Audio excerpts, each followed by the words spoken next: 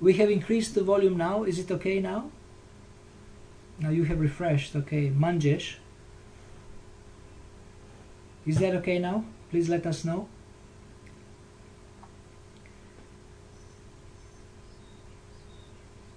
It's okay now. Okay, thank you. Thank you, Manjesh. So I will continue.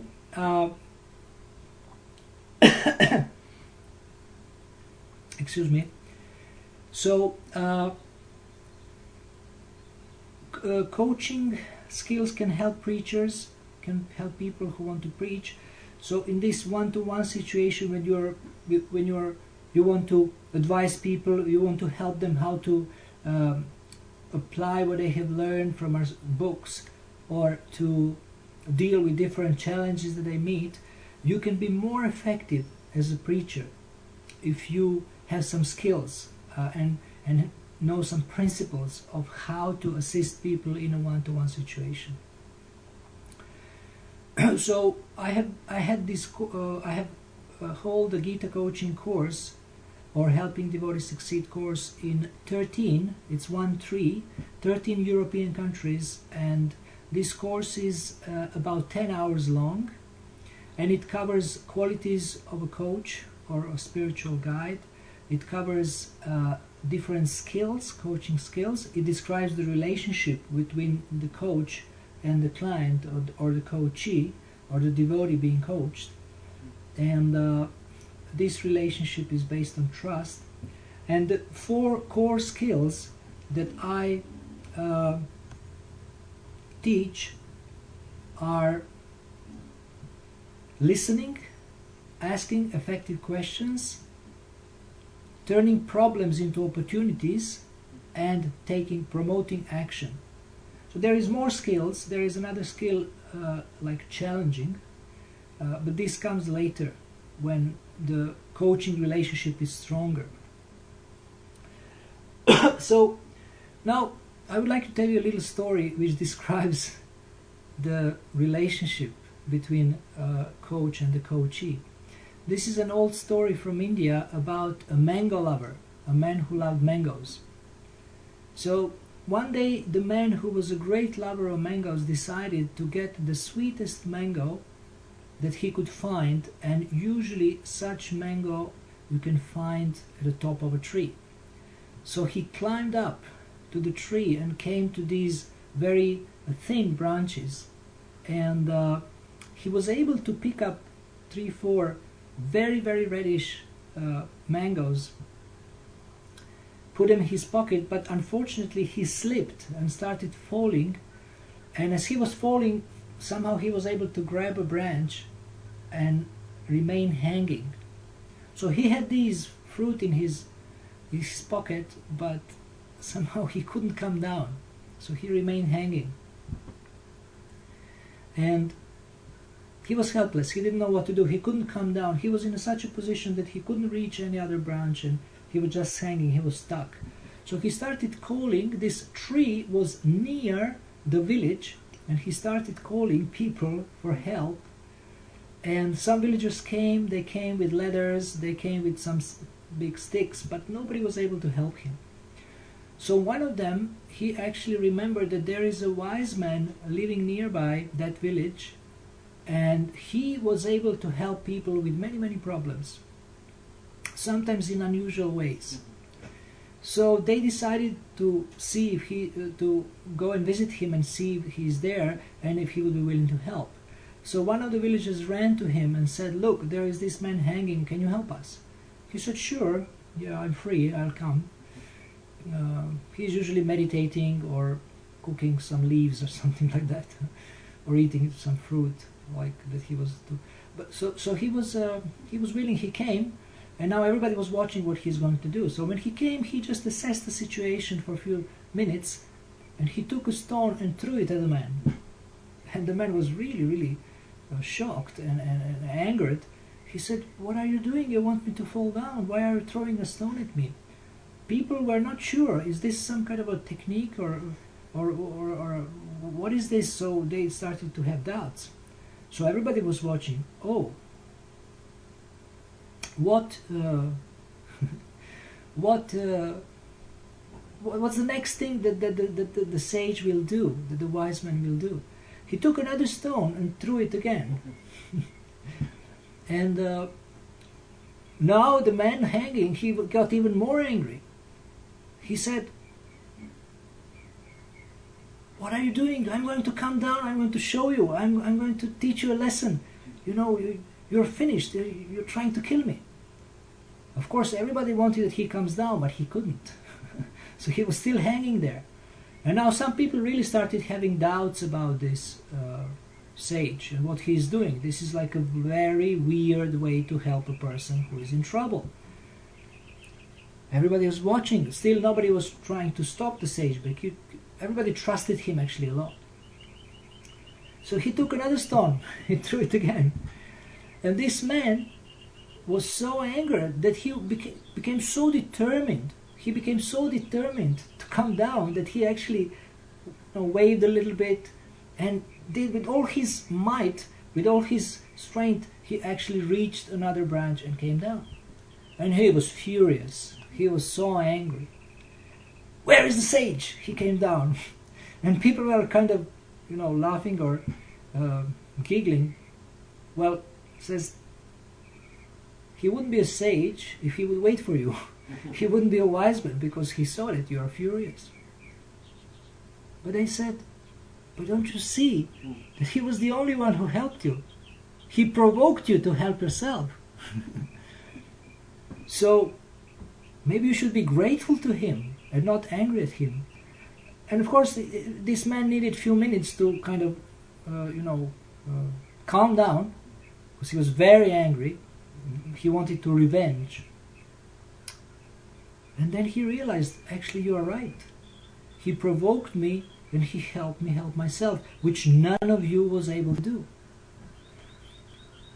So this story illustrates that sometimes there is somebody with you whom you might not like in the beginning, but who can actually help you a lot. Like doctor, when he does surgical operation, you don't like it, and sometimes there is no anesthetic, so it's very painful and it hurts, but he is saving your life. He is saving your life.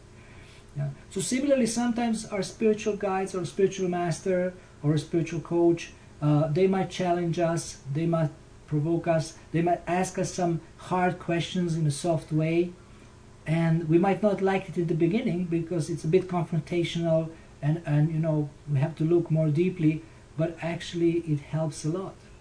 It can help us a lot. So in my understanding, the best help that we can provide to anyone is to help them help themselves. And this is what coaching is about. Of course, in a broader sense, spiritual guidance is also giving advice, teaching what you know, conveying your experience. And that's completely okay, but there is a space for it. But when you are one-to-one with someone, they can ask you for advice, and that can be one kind of a session. But another session can be where let's help you think more deeply about your life, and let's help you take full responsibility for your life. Become self-reliant, self-responsible. Take responsibility not only for yourself, but also for others. So this is what will help you grow in Krishna consciousness and also grow as a preacher or as a spiritual teacher, if you want to go that direction.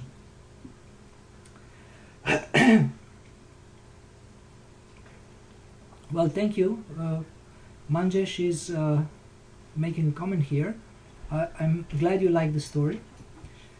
So we'll continue with our presentation.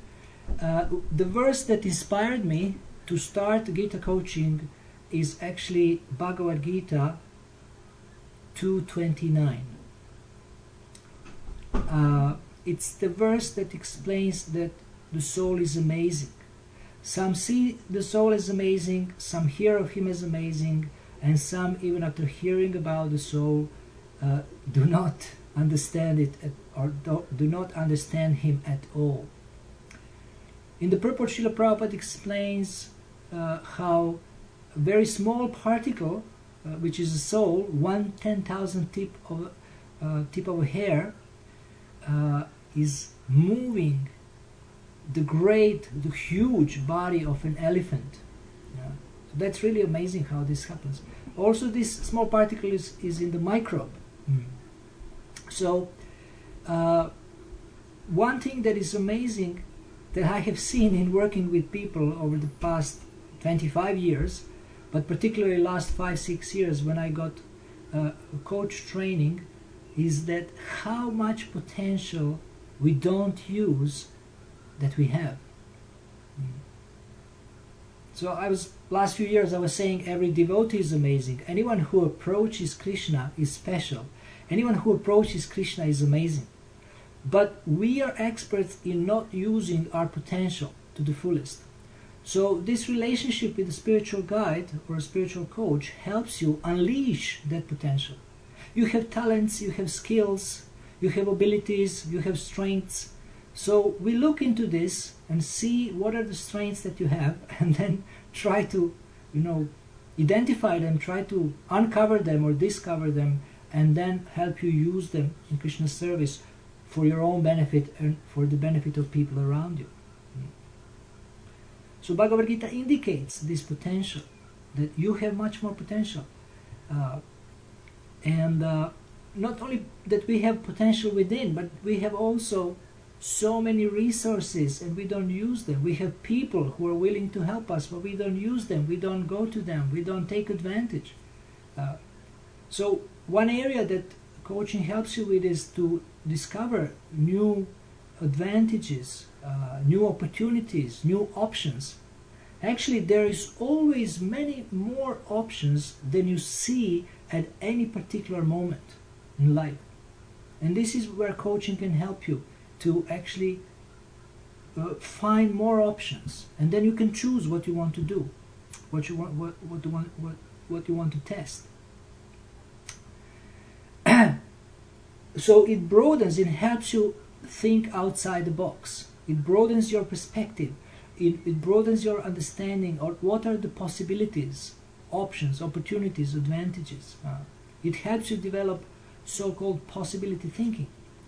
Instead of being problem-minded, you can become opportunity-minded.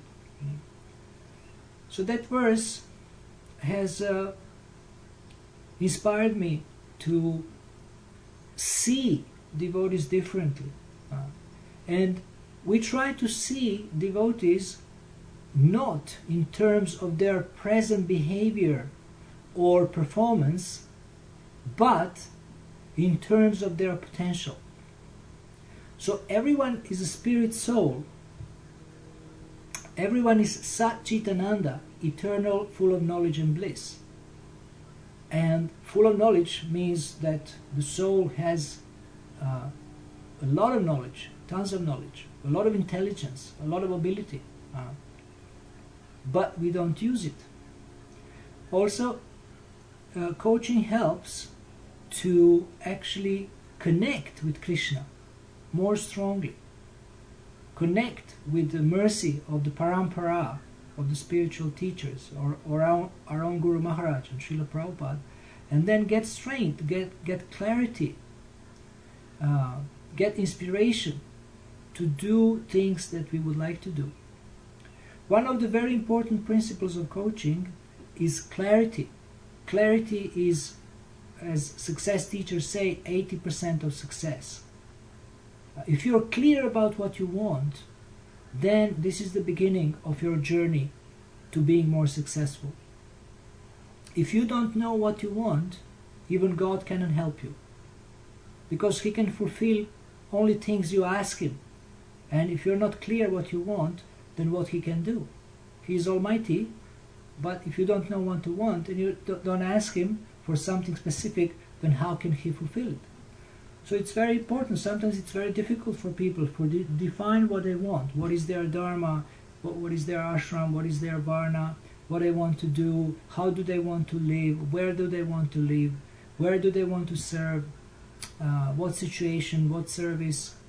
What kind of association? So these things become more clear when you discuss with someone who asks you clarifying questions. Another important aspect, which we will discuss in more detail later on during these sessions on Monday, is the power of questions. So I will touch upon it now a little bit. The quality of the questions that we ask ourselves directly affects the quality of our lives. Why? Because the thought process is consisted of questions and answers. In the 5th verse of the 2nd chapter of the 1st canto of the Srimad Bhagavatam, Srila Prabhupada speaks about the power of questions and the importance of questions. He says that most of what we do throughout the day, we ask questions and try to find answers. So the thought process, the thinking, our thinking is consisted of asking questions and trying to find answers. And when you ask questions, you cannot avoid answers. So in one sense, if you ask bold questions, then you are a bold person and you will find the right answers that will help you succeed. So there are so-called empowering questions and disempowering questions. Empowering questions are questions that release our potential, that inspire us, that bring clarity, that help us understand what we want to do, where we want to go, what we want to be, what we want to have in life. Powerful questions also address the blind spots, the things that we have to change. But they also address our strengths, our talents, our abilities, and our skills. So if we change the questions we ask, then our life will change. For example, instead of asking, why are they not perfect, you can ask, how can I improve? So wasting time on why others are not perfect is not very intelligent. But if you look at something that you can change, and that's you, your own behavior, your own thinking, your own perceptions, your own action, then you can even develop a capacity to influence those people whom you want to change. So you act within your circle of influence, and the first person that you can change is yourself. So if you ask yourself, what can I do? Like, for example, if you go around the temple premises, like here in Alachua, there is a tent where there is some tables where people can, like picnic tables, and you can say, well, this is not clean. There is some cups on the floor, on the ground, and there is some spoons, and there is some paper. And we may try to criticize management, say, what kind of management is this?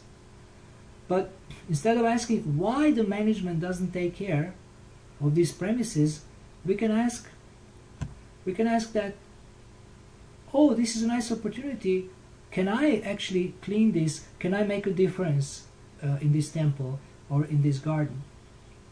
Now, how can I please Krishna by using this as an opportunity? How can I use this as an opportunity to do some service instead of trying to complain about imperfection of management? And then we can just do it, and then we feel good, we have done some service, we have purified our heart, and we have asked a different question. And also you have heard about this, that instead of focusing on the problem, focus on the solution. So what is the solution? When you work with devotees, I worked today with one devotee, I had a session, and then devotees repeating again and again about some negative things, and I try to draw his attention to something positive. I say, well, devotee is telling me what he doesn't have or what he has done wrong, and I said, but did you do anything right? Or, what do you have? What you can be grateful for? One great way to start your day is to write down 10 things that you can be grateful for. Try it. Write down 10 things that you can be grateful for, and I'm sure you will have a completely different day. Instead of complaining, instead of falling into self-pity, we can actually think about what can be we grateful for to Krishna. And then the whole mindset changes, the whole mood changes. So these are some of the ways that we use in coaching and in helping devotees succeed. We look into, we are trying to find solutions that exactly meet your needs. Now you may say, well, this is like a marketing pitch, and you know, I've heard that outside ISKCON. I heard that they are advertising. They say, oh, we are looking into your needs. But this is exactly what we need in ISKCON also, to look what our devotees' needs. Our devotees have different needs. They have some material needs, but they also have spiritual needs. So, you know, I can preach to you and tell you, you do this, you chant your rounds, go to Mangala Arati, go to the morning program, surrender, do some service. That's okay, but let's look how you can specifically succeed. What is your dharma? What is your varna? What is your ashram? What is your best situation? Like in the story of Gajendra, it is mentioned that find your best situation where you can be very strong. So find this for you, that how you can succeed, how you can be very happy and fired up to serve Krishna and to achieve something and to give up bad habits, develop new habits. So you can find in Prabhupada's teachings, anything is possible by Krishna's mercy. Anything is possible by the mercy of the Vaishnava. Anything is possible if you do sacrifice. And there is no limit how much we can achieve if we properly connect to Krishna. Someone said, there is no limit how much you can achieve if you don't care who gets the credit. I like that one. So we can also achieve so much, but we give credit to Krishna, because he says, Parusham Nishu, I am the ability in man, so ability comes from him. And we get, when we do something, we know. So when people appreciate what you do, you should not just say, oh, no, that's nothing. You can say, yes, that was good, but it's not my credit. It's actually Krishna's credit. He gave me the muscle strength, he gave me some mental strength, he gave me some brain, and I was able to do something by his mercy.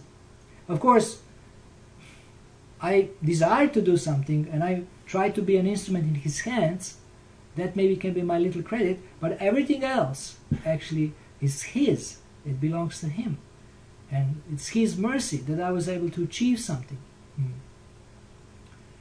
So in this way, spiritual guidance or coaching helps you develop mindsets, ways of thinking that will help you succeed. Someone is saying online, asking online, is the coaching free? My coaching is free. It's completely free. If devotees want to give a donation, that's okay, but it's not mandatory. And my courses also are free. I don't charge. And because it's exciting when devotees find their way, find their project, find their dharma, and then they can move forward. Or when they remove obstacles and things like that. So regarding is the coaching free? My experience is that devotees, they always they're grateful actually when somebody helps them in any area. But that's another thing. So the way we work is that we have a taster sessions. So if you like it, you can continue. If you don't like it, you can try to something else that will help you succeed. But the main principle is HDS, helping devotees succeed. So if you're interested to read more about this, I have an ebook and an audio program which is 1 hour long called Helping Devotees Succeed. And if you write me to Akrura Pamhonet, AKRURA at PAMHO.net, then I will send you this audio and the ebook for free. And I have many other resources, and we are using in our courses Gita cards. These are creativity cards. They help you expand the number of options. So we have online Samsara 78, a listener or a spectator, and he has asked this question about is coaching free. So thank you for that question, and I'm glad you liked the answer. So I was saying about Gita coaching cards. These are cards. Oh, thank you. You said you will write. Thank you. So Gita coaching cards are designed specifically for devotees, so that they can work on their goals, they can expand their options. Every card has a title, it has a quote, it has a question, it has a quote from Prabhupada, it has a principle there that can help you, some of the principles that can help you succeed. So these are also all put in one file, and they're available for free. You can use them, and I can also help you how to use them. I am available on Skype. My Skype is Akrurad, Akrurad, one word, and also on the Facebook Akrura Dasa, 2 words. And I also post a lot of tools on my Facebook, and inspirational videos, quotes. I write short articles, and I also have a blog. If you type Gita coaching on Google, either one word or 2 words, then you will see blogspot/Gita coaching. So you can read different articles. There is hundreds of articles that can help you succeed in what you want to achieve.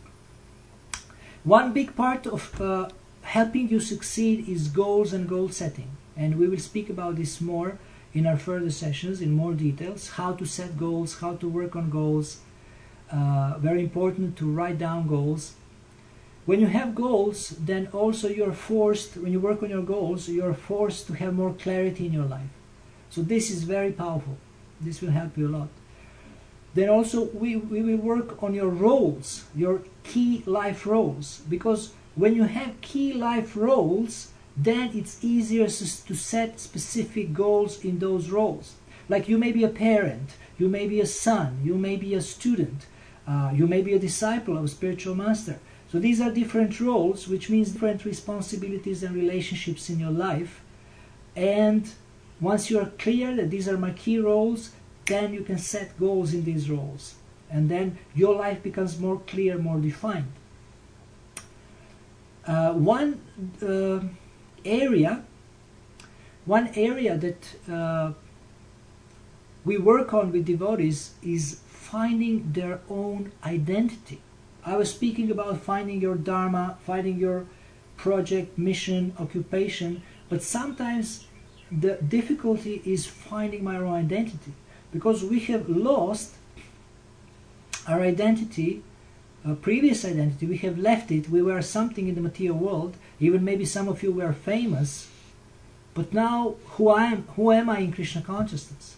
So we work on this, how to find your identity within Krishna consciousness, within ISKCON, how to find your role, how you can present yourself to other people, how they can know you by that you're doing this is your service, or you're such and such person. And in this way it will be easier for you to find your way and to find your ideal situation and ideal life. So this is also an area where we work on. Of course, we know identity is we are eternal servant of Krishna. Gopi Bhartur Pada Kamalayor Dasa Dasa Anudasa. And Jivara Swarupa Hoy Krishnera Nitya Das. But what is my identity now? I know I am an eternal servant of Krishna, but what is my identity now within Krishna consciousness, in the society of devotees, and how people can know me and what they can expect from me? So if you like, we can also work on that. So there is other areas also. So you choose an area where you want to which you want to work on, and then we can see how to proceed and how to get the maximum out of your life and out of your situation. So I'll give you an example of thinking outside the box. This kind of intelligence is available. This kind of intelligence is available. We have it, but we have to broaden our horizons. Broaden our horizons and try to see what is obvious, but we usually don't see. Like, for example, if I say, how many fingers do you see here? And some people say 1. But some people who see a little bit further than this thumb, they say, I see 5, because there is this 4 also. So I tell you a story from the business world. How you can think outside the box. Let's say you make bricks and you hire me to help you increase your sales. I am a marketing expert, and you say, okay, can you help me increase our sales? So I look at your marketing materials. I say, you can advertise better, you can check out more markets, maybe you can improve productivity a little bit, maybe you can fire some people or hire some people, fire the lazy people, hire some diligent people, or maybe your director is actually making trouble, maybe you can sack him. I can say different things to help you improve your sales of bricks. But what I notice is that you have this wonderful, wonderful, refined process of making bricks. And then what would I ask you? I would ask you, did you ever try to teach anyone this process? Did you ever try to sell the knowledge that you have about making bricks? And you say, no. You say, we have been developing this procedure, this process for 20 years, and it's almost perfect. It's almost perfect. But we haven't taught it to anyone. No. Oh, just a moment. Yeah, Akrura, P-A-M-H-O. A is missing after P. Pamho, please accept my humble obeisances. That's the acronym, Pamho. So if you add A after P, then it will be a correct email address. akrura@pamho.net. Yes, this is an answer to Samsara, 78. So then, your argument about bricks, about what I'm asking you is that if we teach others about how we make bricks, if we teach our competition, then our sales will go down because more people will know how to make such good quality bricks. And then I say, well, you are thinking inside the box. You don't have to sell this knowledge to your competition, which is usually in your state or states around your state. Like if you're in Georgia, then it would be North Carolina, it would be Florida, and a few other, Alabama. But you can sell it in the north, and they're not your competition.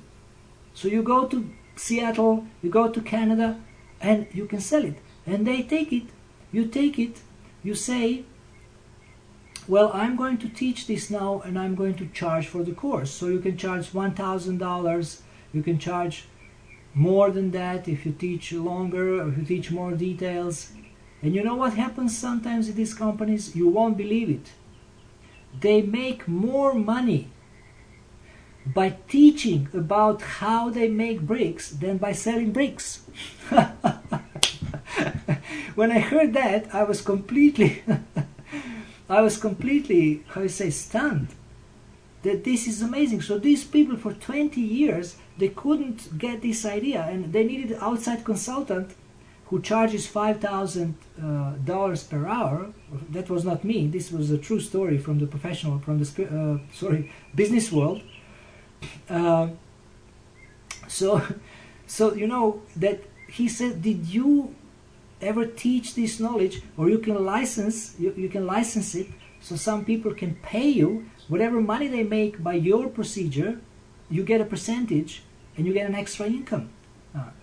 So this is one example how we can try to look to think outside the box, and this is where coaching can help you.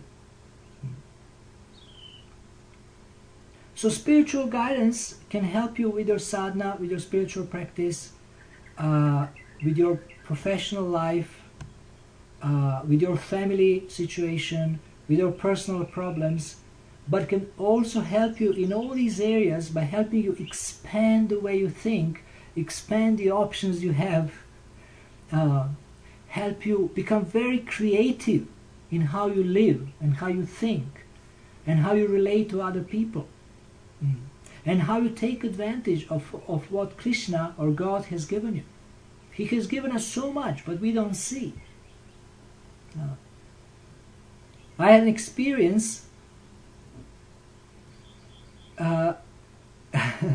Okay, we get a message now that a devotee said that this might be helpful in their spiritual life. And well, even if you have a spiritual master, I help you serve your spiritual master better and take more advantage of his guidance. I do that too. And so it can also help. So this is the answer to Samsara 78. Thank you for this comment. So I can give you another example how it actually happened recently. I was in Slovenia, and devotees gave me this gorgeous room. It's actually a room for the sannyasis and gurus and traveling preachers, which I don't think I should be in, but I stay there. They said you have to stay there, and I came in there, and it was cold. It was at the beginning of the year, and I saw that on the bed there is this very thin blanket, and there is some kind of a heater, but the room is huge and very like high, very tall, very high, high ceiling, and you know it doesn't heat very easily. So I was thinking, I'm going to freeze tonight, and tomorrow I'm going to cough, I'm going to not be ready for classes, I'm going to be wrecked. And I thought, but the devotees don't understand that I'm going to freeze. I'm also very skinny, so it will be very cold in the night. They gave me this small heater, I put it very close to the bed, and you know, almost burned the blanket. And then somehow I survived that night. I didn't freeze, and it was very late, so I also was a bit tired. I didn't see so well. But in the morning what I realized is that just near my bed there is a box, and inside there is a huge blanket, warm, thick. Then on the sofas there is 2 sofas, and on these sofas there is these covers that are actually perfect blankets. They are perfect blankets. So everything was there, but I haven't seen it.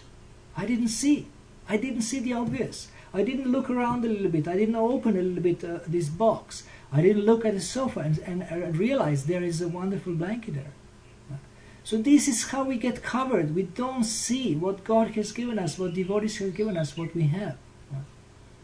And we also have, you know, Hare Krishna Maha Mantra that we don't use. Another thing I teach devotees, very simple thing. Now, my coaching is very much influenced by Shishi Gornitai. Shishi Gornitai from the altar, they're teaching us to raise our hands. But we don't do it. It's too hard to raise our hands. But if you want to change the way you feel, if you want to change the way you think, just raise your hands, and it will be very difficult to remain depressed, to remain frustrated, to remain sad, to remain hopeless or helpless. Because by raising your hands, immediately your mind changes.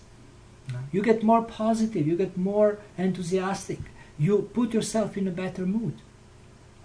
Amazing things can happen like that. Instead of sitting or lying down on a couch of a psychiatrist or a psychotherapist for 20 years and just speaking about the past, you can actually raise your hands and completely change your life and change how you feel.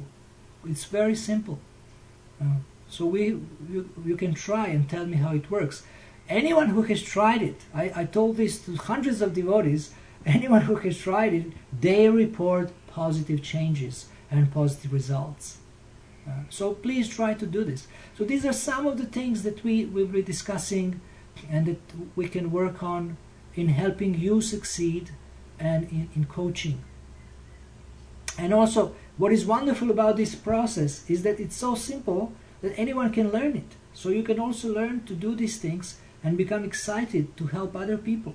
And then your preaching will improve, your coach, your management will improve, your leadership will improve, your parenting will improve if you know these skills. Like one great lesson I learned in coaching is respect. You respect the free will of other people, you respect your children, you respect your wife, you become very positive, you see what's good in them, and then it's easier to work on also things that needs to be improved. Also, like you become actually more positive with yourself. This is maybe the biggest advantage. So many devotees actually do the thing that I call self-sabotage. Mahatma Prabhu and I just did a radio program called Reality Check, and it will be available online soon, either on Krishna.com or on our websites. And we did a session on self-sabotage. So we do so many things to sabotage ourselves. So in coaching, we help you stop working against yourself. You start working for yourself, for your benefit. You become your own friend. The way you talk to yourself in the mind becomes very, very inspiring, positive, almost like cheerleading. I tell devotees, if you, there is no one near you to inspire you, to cheer you up, you have to cheer up yourself. Maybe your friend is not there, your wife is not there, your coach is not there, or your children are not there. Then you have to cheer yourself up. You have to lift yourself up, lift your spirits and say, okay, come on, let's go. Akrura, get up, stop complaining, stop blaming, stop lamenting, get up and do something. Something for yourself. Put your hand in the bead bag, chant some round, read some verses, do something good for others, call a devotee, do something for another devotee. So many opportunities. So we also teach you to see that life is full of opportunities, not problems. And how to turn problems into opportunities with a very simple process, just with one question. And it's simple. How I can turn this problem into an opportunity. I ask devotees to write down at least 20 ideas. And then they get stuck on 10 or something. And I say, well, you have to do 20. And then when they stretch, this is where they sometimes get the best ideas. Today I had a session with a devotee, and I pushed a little bit for certain points. I asked for 5 points. The devotee came up with 3, and I said, well, please try to do 2 more. And then the 5th one was an amazing point that helped. At least I said it will help me to serve you much better. So it was an amazing revelation, even for that devotee. He said, yeah, that's interesting. I didn't know I had that, or something like that. And of course, for me, it was a great revelation that this devotee has this trait that can help me focus on that trait and help this devotee succeed. Okay, so now is 8:55. And I want to keep these sessions up to 1 hour, and we were late 5 minutes, and I apologize for that, because this is the first setup, and the devotee came here to set it up, the technician, Abhay Prabhu, and I'm very grateful to him. But I want to open up for questions, if you have, and I try to answer. We can have 5-10 minutes. Later we can have more, like 10 minutes, 15 minutes, whatever you like for questions. But if anyone has questions, please feel free to, I can see your messages here, and I will answer, and then we will finish and have the next one next Monday. So I hope this was useful for you, and if you have any questions, please write me on akrura@pamho.net, akra@pamho.net, not .com. Samsara, it's not .com, it's .net. If you're still there, Samsara78. So, and then I respond within 1 day, the latest. And as I said, you can contact me on Facebook, on the Facebook, and on Skype also. Akrura Dasa on Facebook, and Akrura D, Akrurad, one word, on Skype. That's my Skype. Yeah. You can visit my blog, Gita Coaching blog, on blogspot.com, and you can also visit my website, which is VedicIlluminations.com/Gita Coaching. VedicIlluminations.com/Gita Coaching. There is resources there. There is audio, Gita Coaching audio, Helping Devotees Succeed audio. I even have a music. I have a traditional music and devotional rock music. It's called Danda music. You will find it at the bottom of my first page on the website, and bhajans. And there is many resources. There is articles. There is explanation more about coaching. There is a handbook, and there is some slides. There is interviews. I had interviews with devotees explaining more about coaching. So you are free to use this. And thank you, Samsara. I will accept you as a friend on the Facebook also. Thank you very much. And so, yes, and thank you so much for being with us tonight. I'm really sorry this overlapped with Radhanath Maharaj's class, and we try to keep it regular here. So exactly in Alachua, where I am now, there is a Maharaj's class, and devotees, most of the devotees are there, or almost everyone is there. So, but this class, I think, is recorded, and they post it. They have a very good system on the website. They post all the classes on their new Raman Reti hub, and there you can find that class recorded, I believe. Especially Bhagavatam classes, all Bhagavatam classes are recorded. So I want to thank everyone. And as I don't see any questions, I saw one thank you from Samsara. Thank you again. Then I would like to wrap up and finish, and see you on Monday again. Hare Krishna. All the best.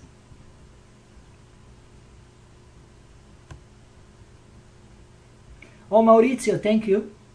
Thank you very much. Okay, so see you next Monday.